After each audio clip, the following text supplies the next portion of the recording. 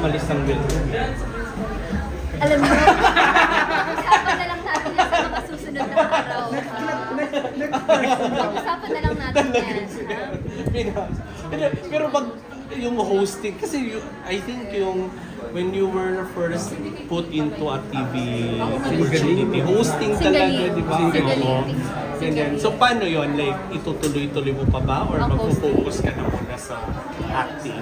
For me, pag may mga opportunities na pag-hosting, syempre, go pa rin ako, racket pa rin yan eh. Pero pag syempre, pag merong mga teleserye, kagaya nito ang Himala ni Ninyo, hindi ko rin naman dapat pabayaan or hindi ko rin dapat palagpasin kasi blessing pa rin to eh. So, hati-hati siguro. Depende sa availability sa schedule.